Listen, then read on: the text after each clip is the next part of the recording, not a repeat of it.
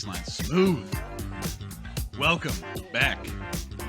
Crypto Parabellum Podcast, episode number 5. And we're back to 2 hosts. Joel had something pop up, couldn't make it this morning. He'll be back next week, assuming something else doesn't happen. But we're here. Alan, we made it. Episode 5. How are you, man? I'm doing well. We're halfway through the week. It's been a very, very busy week. A lot going on in our world. So we're going to miss Joel, but we'll see him next week. Yeah, no doubt. You know, I think this is going to be an interesting podcast because there's 2, maybe even 3. I might add another one in because it's kind of related to the first one. But there's 3 things I want to talk about that I think are relevant. First one, I was sent from a friend, also a listener. He enjoys the show. He always gives me notes, which he was somebody who reached out to me and said, hey, last week was pretty good.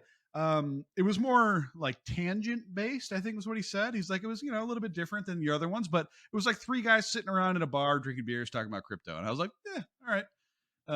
We'll go with that. But he is plugged into the tax world. And so we're going to talk about. I feel sorry for him, actually. He's honestly one of the smartest people I've met who in any realm, but certainly in this, like just great command of it. But he sent me an article that's titled IRS looks to root out crypto tax dodgers with John Doe filing. So we're going to talk about that and some of the implications there, the history, what that is. The other big thing that came out was FTX had their financials leaked, and we're going to go through those and give you a whole different appreciation for exactly what that means. And then the thing that I might shoehorn in here is, I'm not sure if you saw this. This is kind of late breaking. I added it to our show notes late. Did you see Mark Cuban going after Gensler? No. Oh, man, yeah. So we'll talk about that, too. So Mark Cuban slams SEC chair Gensler's stance on crypto. And I was like, ooh, okay, sweet. All right. So that was pretty good. So John Doe summons. Yeah, go ahead. I thought Mark Cuban was done with crypto after getting rugged. Do you remember he was like the big crypto guy for like 3 weeks? And he's like, DeFi, I love DeFi. It's the future. I'm making all these investments. I bought ETH. And then he just named a bunch of shit coins. And then he got rugged and he's like, actually, crypto sucks.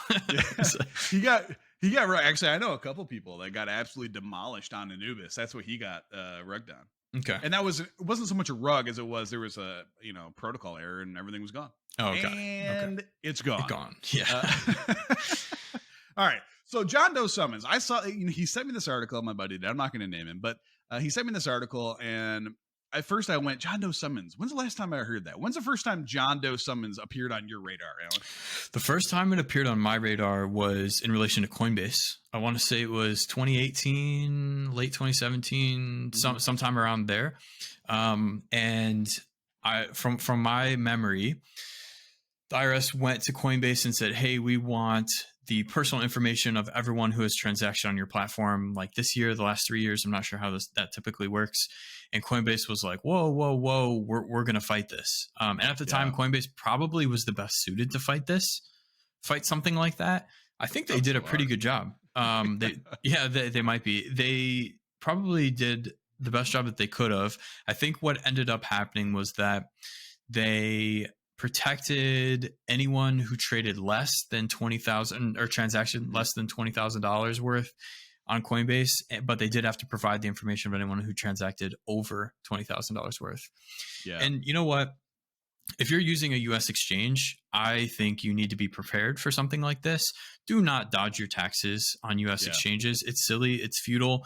That company has a reporting requirement now, especially if the IRS is coming at most of them or all of them with these summons. You're going to get found out. So just don't mess with it. Yeah, I agree. It's an interesting tool. And I'm going to give a little bit of background because you're right. It was 2017-18 that Coinbase kind of made headlines. They did a good job fighting it.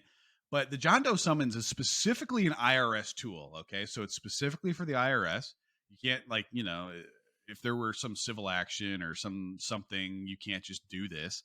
But a John Doe summons is an IRS summons authorized by, it lists the IRS code, where it does not list the name of a taxpayer under investigation because the taxpayer is unknown to the IRS. So it's essentially like a discovery summons, if you will, to say, we want to know who's on your site. And there's been some lawsuits around this, which has been interesting because usually how this stuff works is who you're going after, right? Like They look at how much money you spend. Okay, if Jared was making $100,000 a year for 6 years, and then all of a sudden he spent $500,000 in a year, but his reporting requirement didn't change, I can very easily go to banks and be like, give me everything you have on Jared Phillips. Like, that's a specific inquiry into me, right?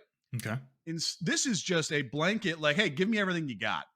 And the background of this goes back to, I think, 2008. 2008. So they used it to crack a Swiss banking secrecy law where the IRS said, if you want to play ball with us, you're going to comply to this summons. And they had Swiss banks were supposed to be the place where you can just stash money and not care about it, I guess.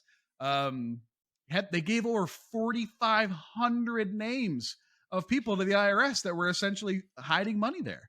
So that's where it started. And it was just Swiss banks. They had their like veil of secrecy. Everybody knows that. You kind of have, you hear about that shit in like heist movies. Like, I wonder how actually true that is. I don't have any experience, but I wonder if that's just like, is that just like a wives' tale?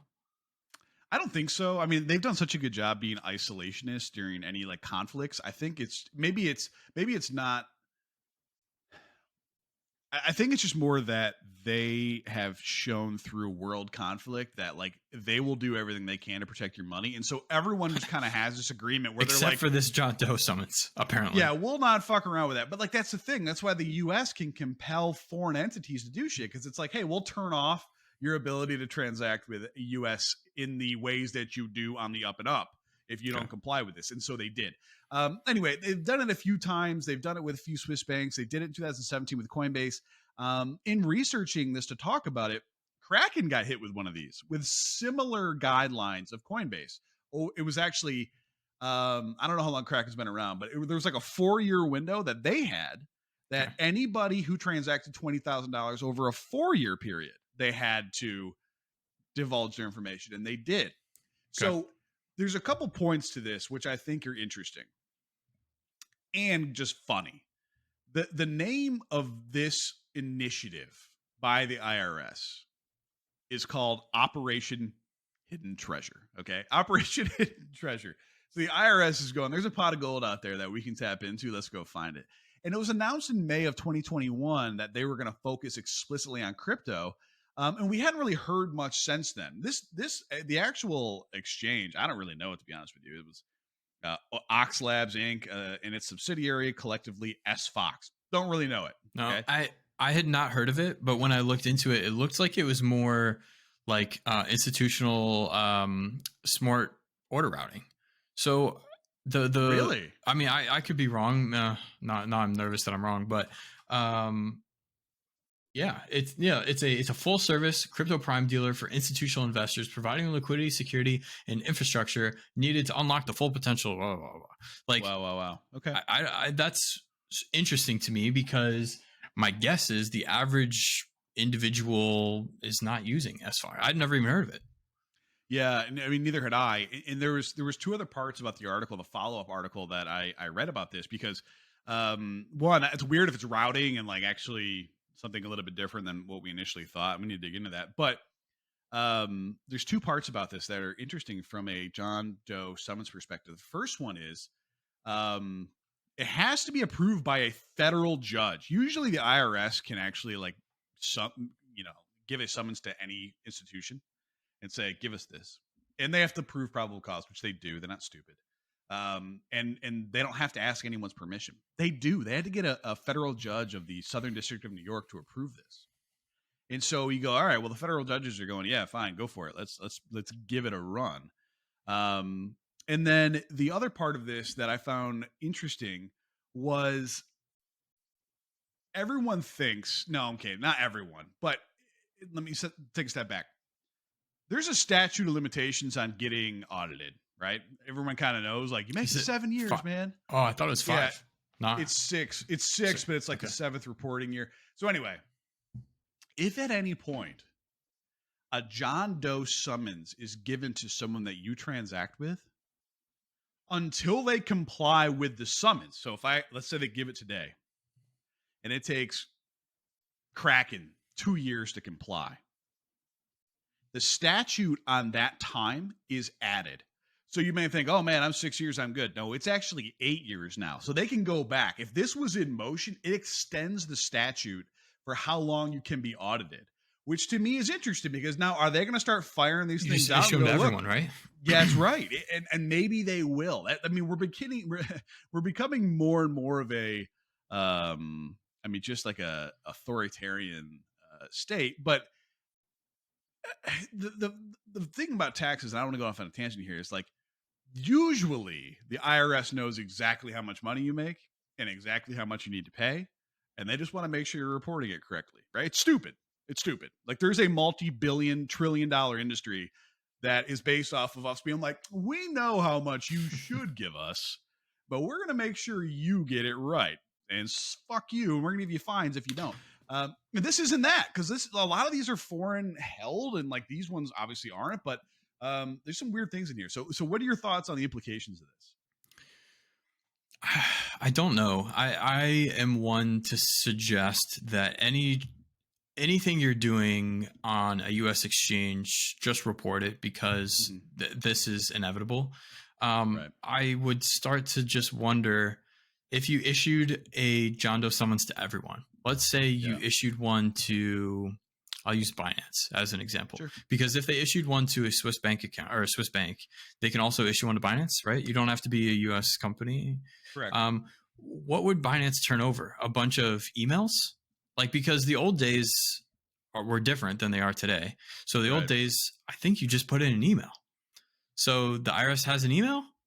Like, I don't know. I don't know how all this would work. I don't know enough about crypto taxes. I personally, my like what I do for myself is I pay a ton of money every year to a firm that claims to be an expert when it comes to crypto taxes. I go to every exchange that I use. I download my trade history. I give it to them.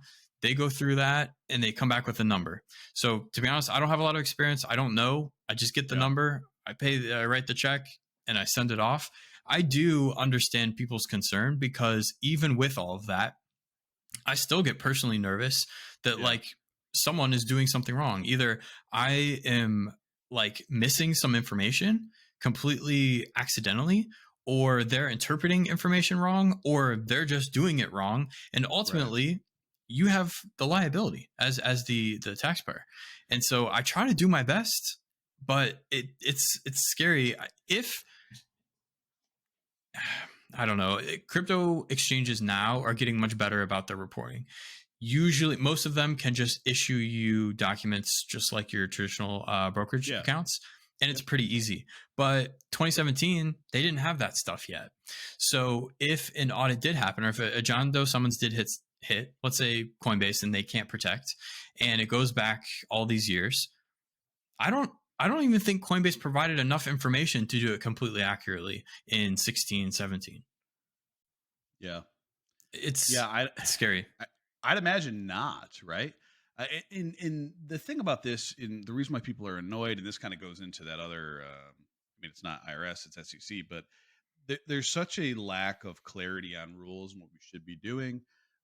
You hear Bitcoin maxis talk about how Bitcoin isn't, a security, it's a store of value, it's an asset, it's property. I mean, there's all sorts of philosophical differences in how, or conversations around what these things are and are not. I think that in my heart of hearts, and I'd welcome any feedback from those who know better than I do, if you show a method for how you're doing your taxes, and within the best of your ability, you show that you did what you felt to be true and you were consistent, I don't think you're going to catch a ton of crap for that. You may have to pay additional taxes. Those additional taxes probably have an interest rate on them, so you're going to pay even more than you initially owed. But I find it hard to believe they would go, hell, Alan, remember this transaction that you had on Barachain in I'll say no. I literally have no idea what you're talking about. Right. Well, you son of a bitch, you're going to jail. Or like, here's a fine or whatever it is. Like, I can't imagine that being the case. And for several reasons, not the least of which is something we're going to talk about in a little bit with FTX. Like, this is not going anywhere.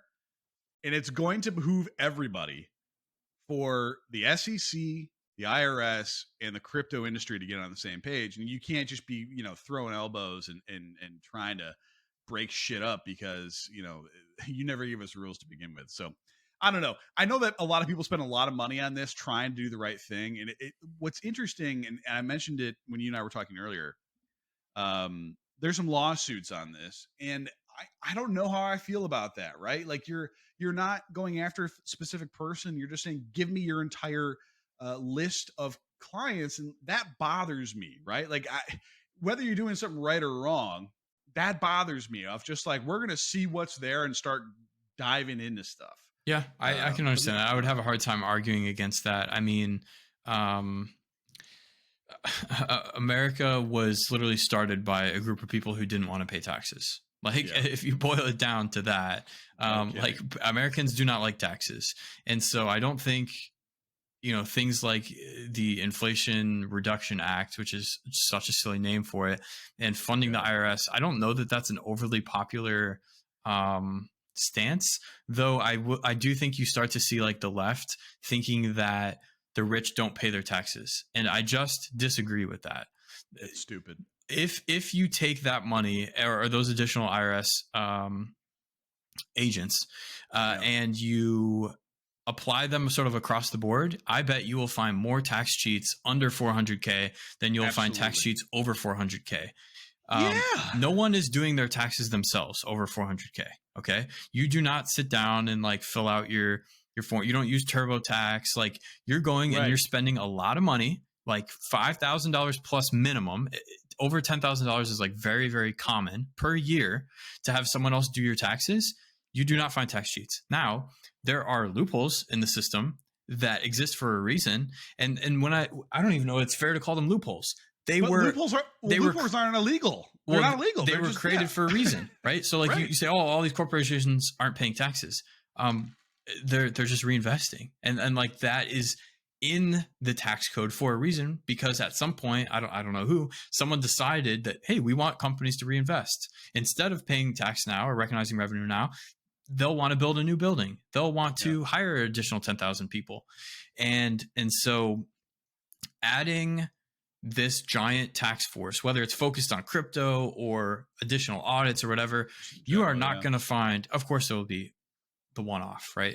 As a general rule, you will not find rich tax cheats.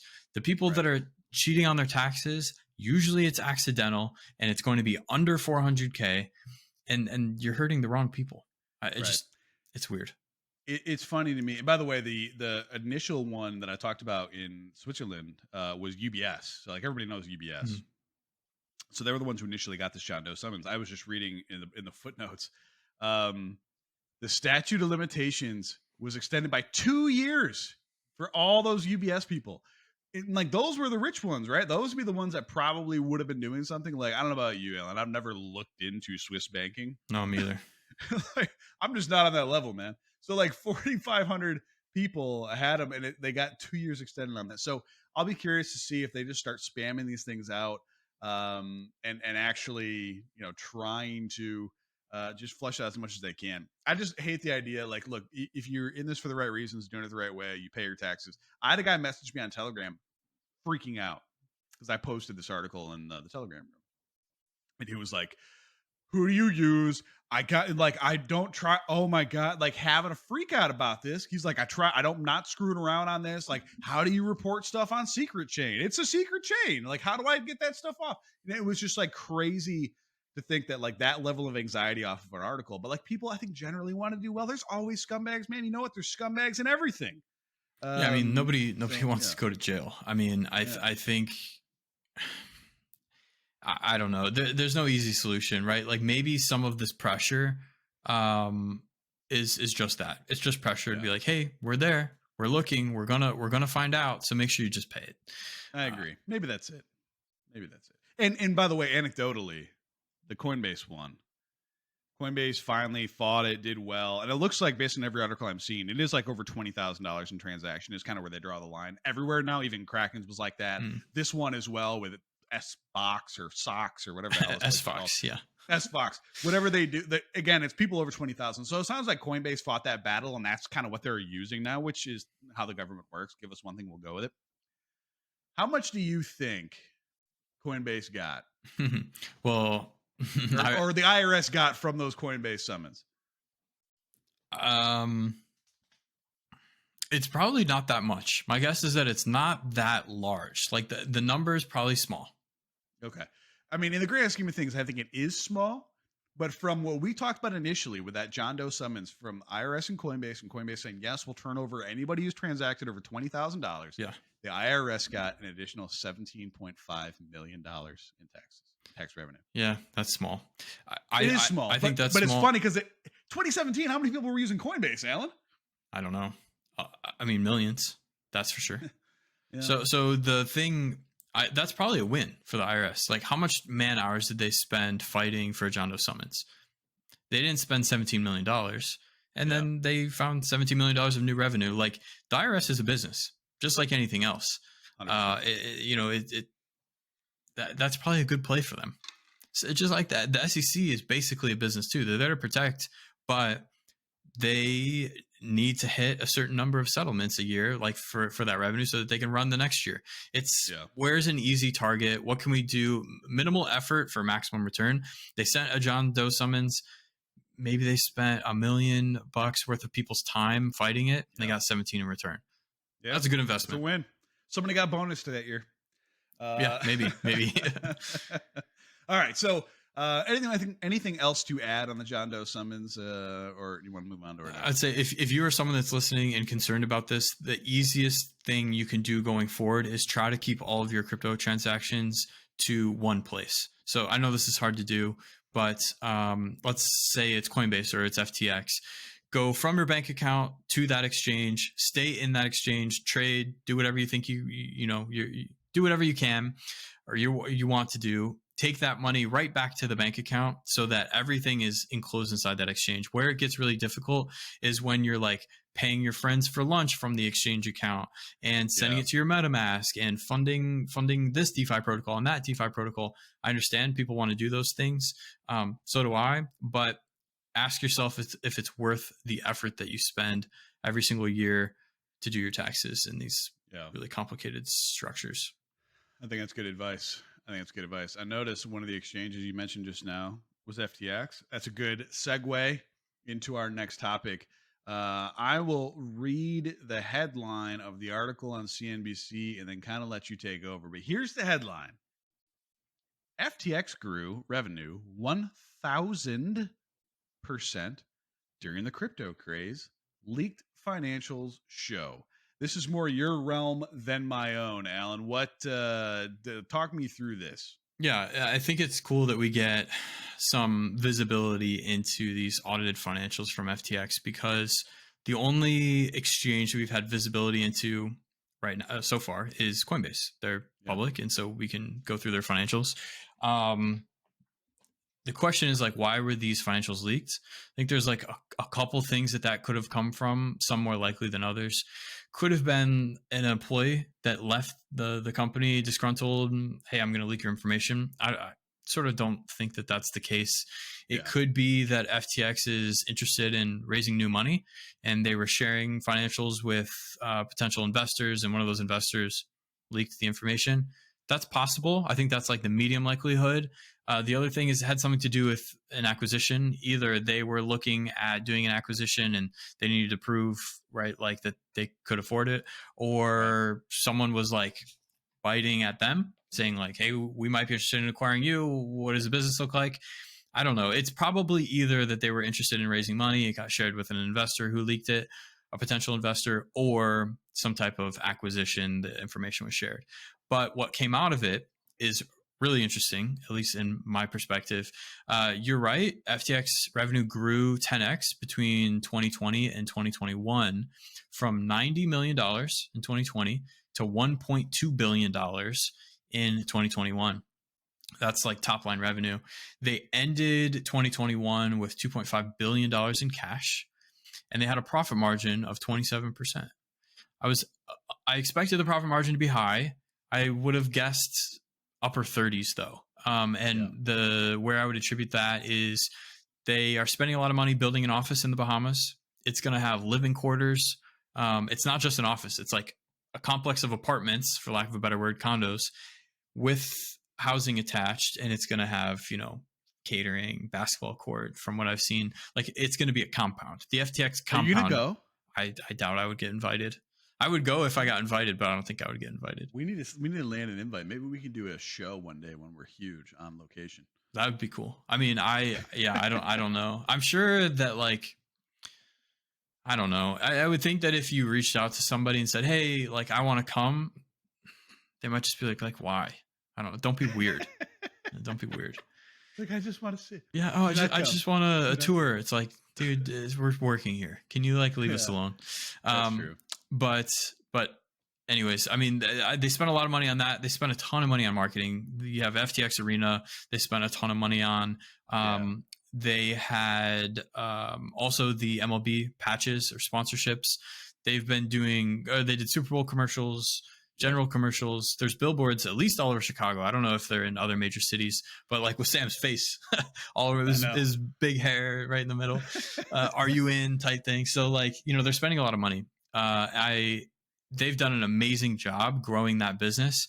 A 10x in revenue at 90 million's not easy to do. And they also did it pretty smoothly. I mean, I know there's complaints about FTX and the platform and the exchange, but in general, they 10x'd without major outages or issues or complaints.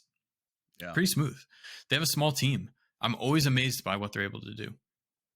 I agree, and I think FTX has done the best job of like their UI, like being a little bit more intuitive. I remember when I first logged on to Binance in 2019, I was like, "What the fuck?" Binance is confusing, yeah. I mean, it really, and like even talking to support in Asia, you're like, "What is going on, man? Like, how do I do?" And like, you couldn't even understand. They've done a really nice job of making that more intuitive. What's interesting? What would you attribute that to? So, like, what part of it? I have an idea in mind. I want to see if it's the same thing.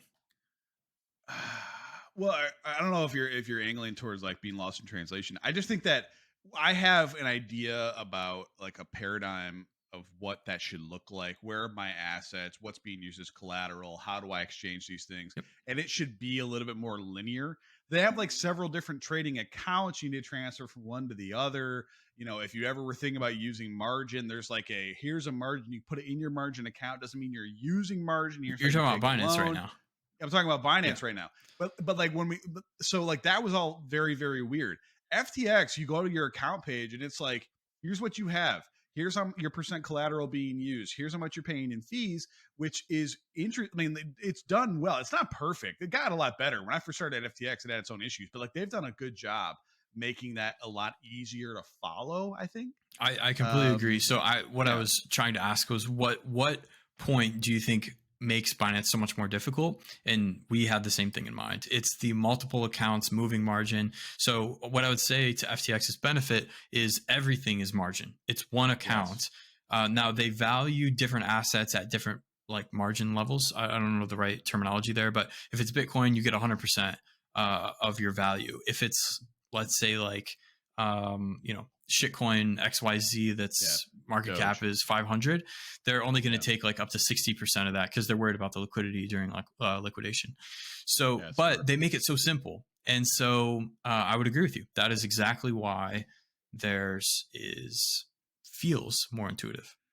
And the other thing too is fees in this realm, in this world, are pretty hard to follow. Like I remember when I was first talking to like you and Joel about this, I was like, wait, so what are maker, taker? You get some reduced fees on a referral program with like Bybit. You can get reduced fees here and there. And I think FTX has the best one. FTX has the lowest fees if you're using FTX.com. If you buy and stake FTT, what exactly is it? What do they say FTT is? It's a good question. I mean, it's it's an ecosystem token. Maybe you could call it that. But yeah, I mean, FTT has several uses. One, it gives you a better, if you refer users to FTX and you have staked FTT, you get a better referral rebate. If you are trading and have it staked, you get better fee system. And then also much better. Yeah, much better. Significantly better. So even to the point where if you're a professional trader, you're silly not to own FTT and stake it. if you're doing Absolutely. any sort of meaningful volume, especially like if you are on the institutional side and you're trading on behalf of others, like you can get a massive fee discount from using or staking FTT. Yeah. Um, And so that's where most of the revenue came from, right? Like, can you give that breakdown? What like so 1.2 billion, and how much of that was fees? yeah, so I mean, the entirety of it is fees. That's how they make money. But Oh yeah, but two thirds trading of fees. 2/3 of the revenue. Well, it's all trading fees, but the 2/3 of the revenue came from futures trading. So Futures, what I meant to say. Yeah, sorry. 2/3 of it came from futures trading. 16% came from spot trading. And then like there are so another thing that where to justify your point, your last point, they do charge also, I guess, transaction fees on NFT trading for FTX US. I believe that's 5%. Wow. I'm wrong about that. I should probably look at it, but I believe it's 5%. FTX US only makes up 5% of their total revenue. So .com definitely carries the water for the FTX, you know, ecosystem org cartel, whatever you want to call it. Like it's a Yeah, big organization, but in terms of revenue, but FTX.com is doing a lion's share. 95% of revenue is .com. that's wild to me. And the thing is, for FTX US, for all of their marketing efforts, I imagine it's grown. I don't know if they got that granular in the It's grown details a because ton. yeah, They 10x their user base and revenue as well, but it's 10x is just small. small. Yeah. Yeah. Could you imagine? I mean, look, everybody knows. Well, I don't know if everybody knows. The second largest individual contributor to Joe Biden's campaign was Sam Bankman-Fried. Sam. Yeah. So you can tell that he's kind of doing this the right way. They walled off FTX.us from FTX.com. Yeah, they obviously have the same advisory boards or whatever, but like not the same business. They're getting involved politically. You know, the Major League Baseball, they're doing something with football this year too. I forget what it is. Oh, are they? Yeah, they got the Tom Brady thing, they got the Steph Curry thing, they got the Serena Williams and Venus Williams and all that. Like they've done a great job of brand recognition. Imagine if the wall falls down on futures trading in the US.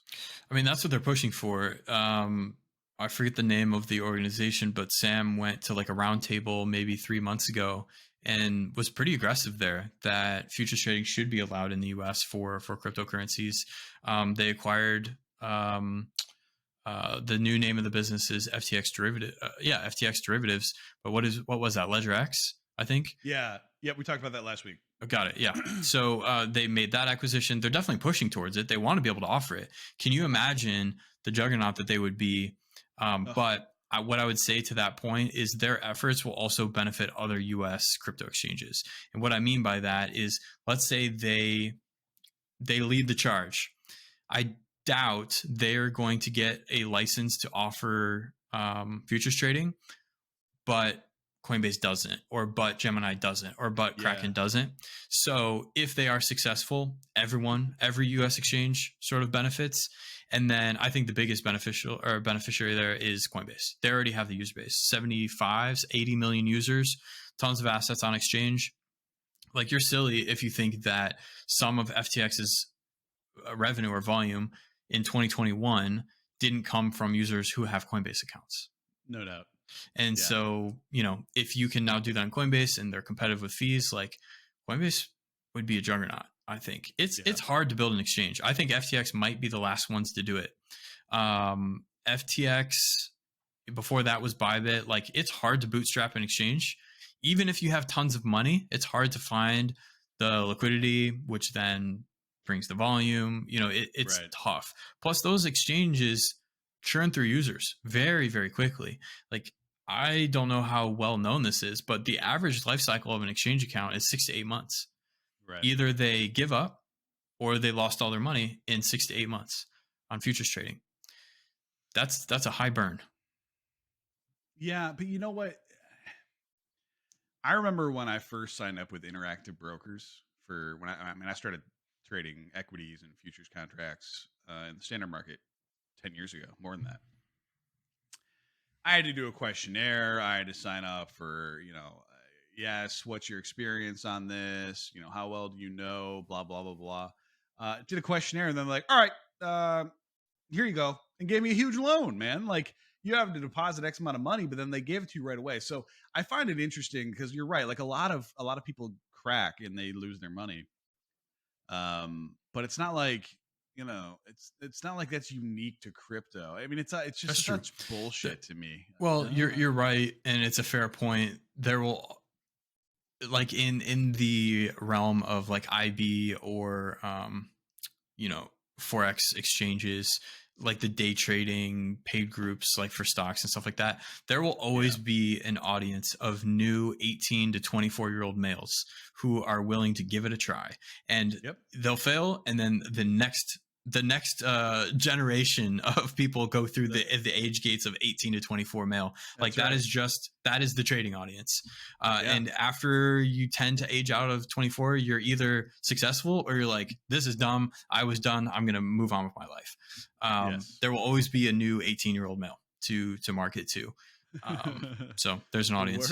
The cycle continues. Yeah. Yeah, 100%. This is going to be interesting to see how this moves. I think the consumer protectionism stuff is all bullshit, but it's how they're going to play it, and we just all have to smile and go, "Oh, sure, that's why we're doing it, to protect us." No, you want to get paid, man. You want fees. You want these people to play under your rules, and a lot of the major ones aren't based in the U.S. for a reason, and they don't need you. It's interesting because the rails are being built to avoid centralized finance, and they're trying to reach their centralized finance fingers in to regulate it. And it's not going to be something that is going to resolve overnight. But the reason why the name of this podcast is Crypto Parabellum, because Parabellum means prepare for war. This will not go easily eventually, because at some point, if crypto reaches its fruition on what it's trying to be, it's going to be a head-on collision with traditional finance in these types of markets. Not that they can't coexist, but any sort of coexistence starts with a little bit of relinquishing of control of the traditional financial system. Wouldn't you agree? I would agree, though I would say it's a little bit of theater. I think the crypto space in general has a little bit of rebellion theater going on right now. Like, oh, these DeFi protocols, they can't be touched. Well, Tornado Cash was, and look what happened to Tornado Cash in a matter of a week. Everyone said, "Oh, we're not touching that anymore." So don't kid yourselves. This is rebellion theater. The majority of the industry and the majority of the businesses that operate inside the US at minimum will bend the first chance that they have to, because of what's at stake. No one wants to go to jail. Okay. Yeah. No one wants to go to jail. And the first time the SEC, the IRS comes sniffing around, and or you end up on a sanctions list or something like that, it's not a game that you want to play. And you very quickly say, you know what, how important is this actually to me? I don't know. I would say it's theater. You're probably right. And that actually is a decent segue into like my final little add-on topic here. And that is Mark Cuban slams SEC chair Gensler stance on crypto. This came out yesterday. There was something that Gary Gensler said that was like, there's no reason to treat the crypto market any differently than any other capital market just because it uses a different technology. My advice to you is to like come in and talk to us and set up ways to communicate so we can be on the same page. And Mark quote retweets him and says, "Come in to talk to who? Set up an appointment. How? Are you using Calendly these days?" Like, since you it's a plug for Calendly. Funny story, Calendly. I ended up being a very early user of Calendly at my old work, at my old job, and my sales leader at my old company is now the chief revenue officer at Calendly. So shout out to Kate Allring. There you go, man. Yeah, they got a nice little pump for nothing from Mark. Yeah. And so he says, since you understand crypto lending and finances so well, why don't you just publish bright line guidelines you would like to see and open it up for comments? And then like he said something back along the lines of, the spirit of the law is about protecting investors. Our rigorous enforcement regime at the SEC Gov is about following the facts and the law, whatever they may lead, on the behalf of investors and working families. And again, Mark goes off.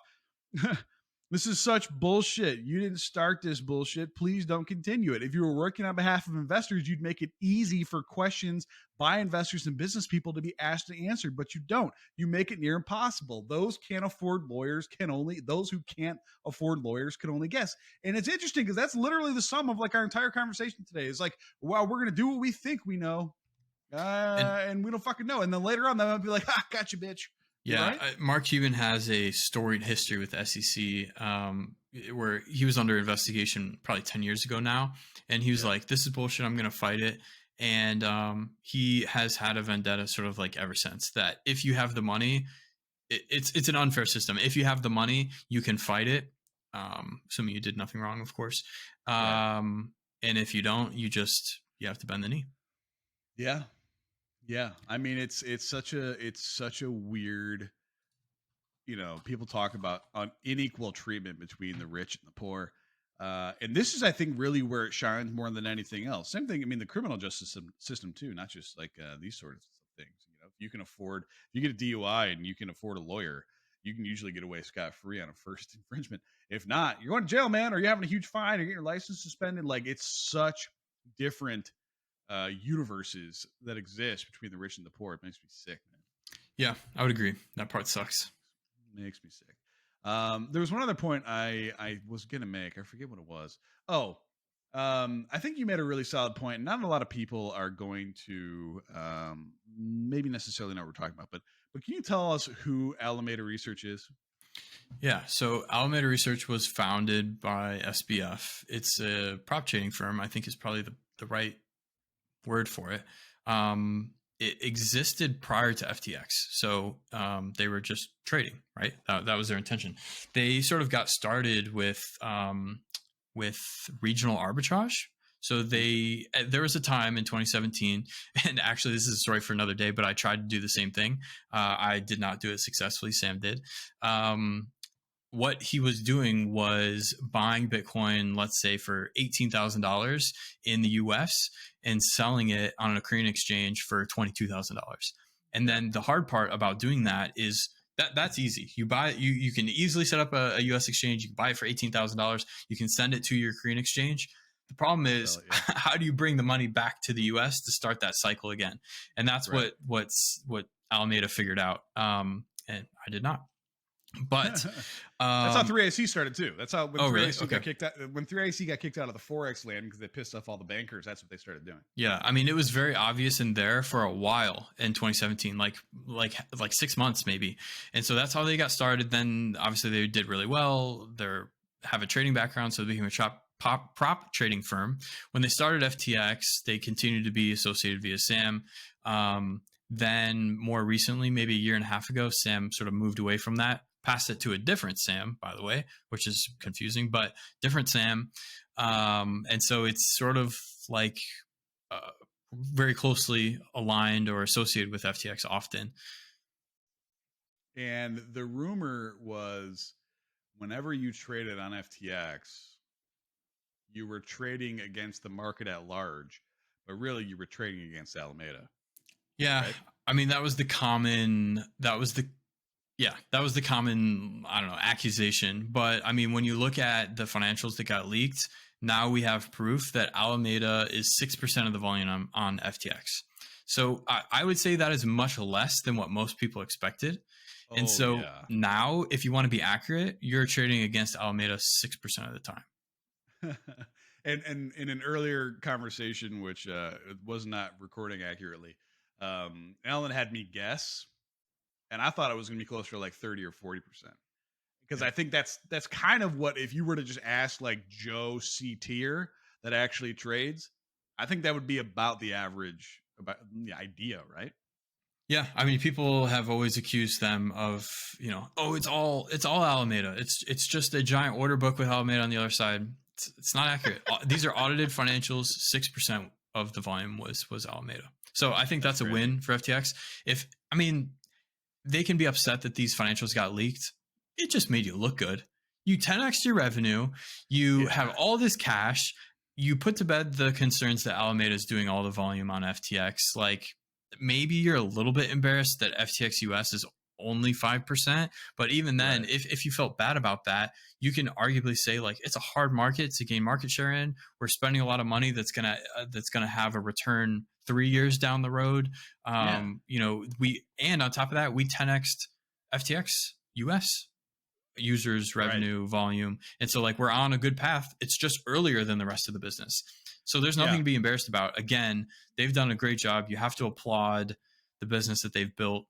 It's massive. Can I ask one last question before we get out of here? Yeah.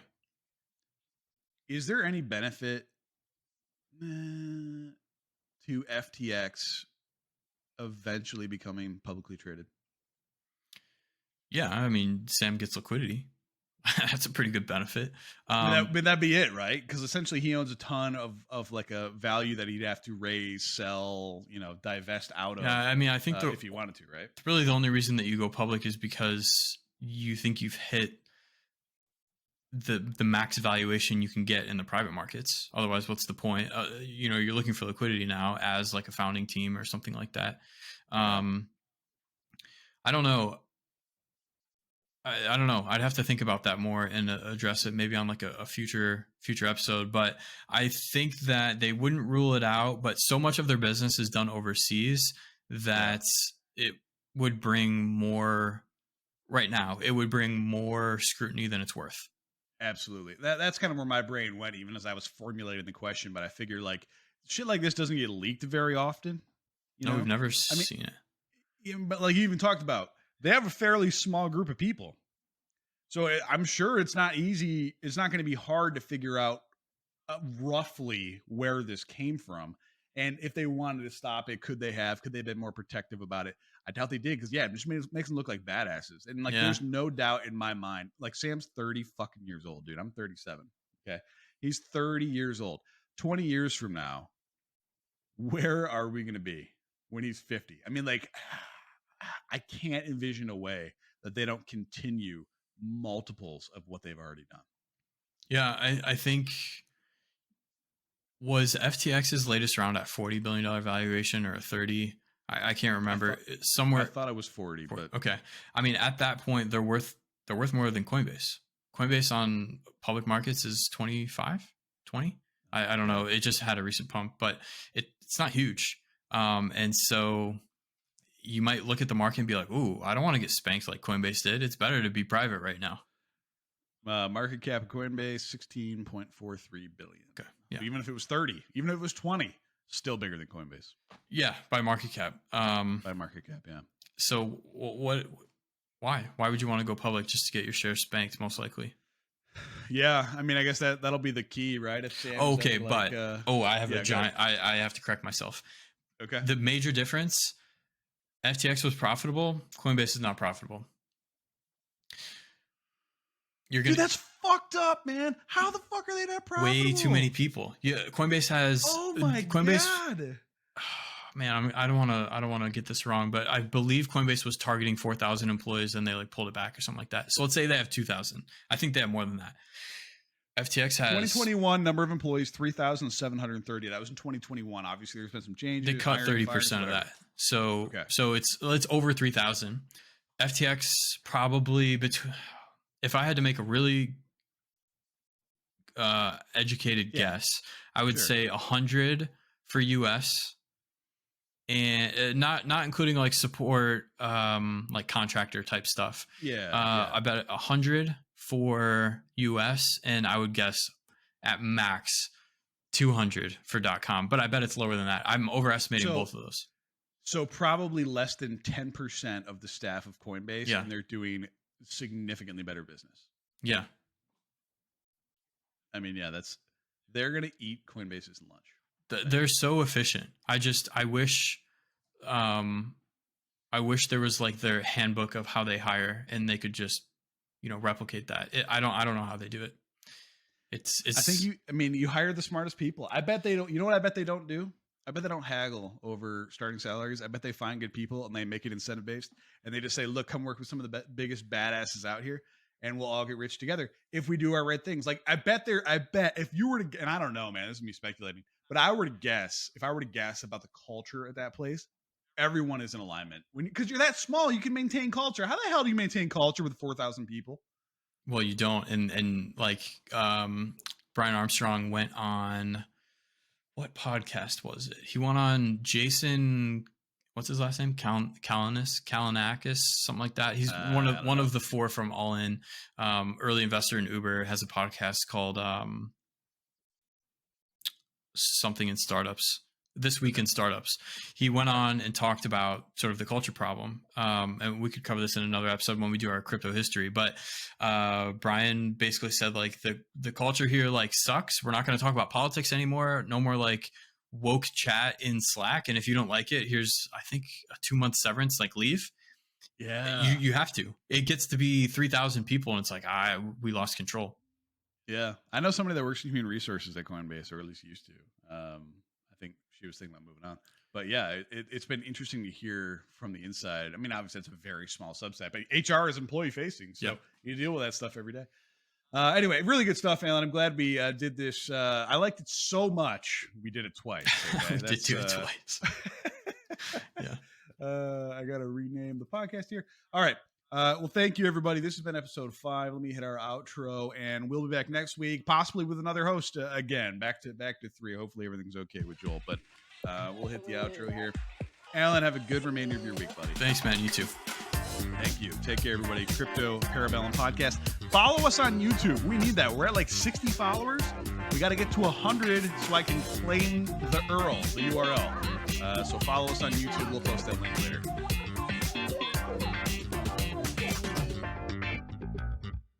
Take care, everybody.